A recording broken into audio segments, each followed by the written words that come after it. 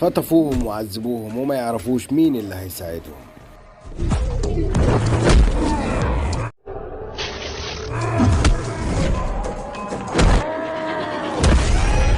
كان اسمه جات. بيبدأ الفيلم في 2009 في غابات سريلانكا، وبنشوف مجموعة جنود ومعاهم أهالي قرى مجاورة بيبحثوا عن الكنوز اللي في الغابة دي، والناس بتحفر فعلا بيلاقوا صندوق مليان ذهب. قام الزعيم بتاعهم رانتوجا قال لهم هو احنا هنفضل عايشين عمال عند الناس طول عمرنا وخلاص؟ لا يعني ايه؟ قال له لا مش هنسيب الذهب ده. وبدأوا فعلا يخلصوا على كتيبة الجيش اللي كانت موجودة.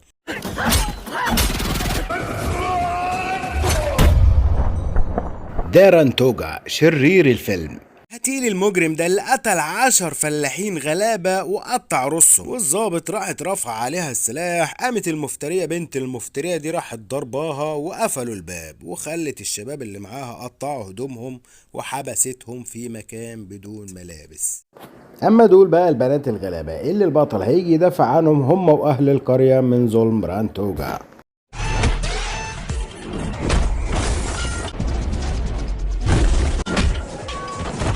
يا عم قول اسف خليني امشي. يلا قول. برضه الغرور شغال والضرب معاه شغال.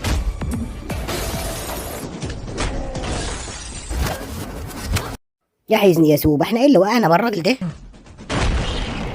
ده بطل حكايتنا بلديف بارتاب سينج. الله سلام. ولسه هيطلع من الباب ولكن دور شوية حاجات في دماغه ورجع تاني. يعني مثلا ازاي عربية شرطة متغطية بره، وليه اخوه كان بيختم ورق فاضي بختم الدولة. المهم رجع ويا شباب شاف هدوم البنات المتقطعة. رانتوجا بيقول له انا قلت لك اسف، ايه اللي رجعك؟ قال له الموضوع فيه وانا مش همشي غير لما اعرف ازاي في عربية شرطة متغطية بره، وبعدين هدوم مين دي. وبيقرا الاسم لها اسم بنت. طيب هل هيوصل للبنات فعلا ولا لا؟ وايه اللي هيحصل بينه وبين رانتوجا؟ ده اللي هنشوفه في الفيلم. واشتغل العجن تاني يا شباب، بس المرة دي الضرب بفترة. لو عجبك الملخص البسيط ده وعاوز تعرف الحكاية كلها، ياريت لايك واشتراك. خش شوف الفيلم.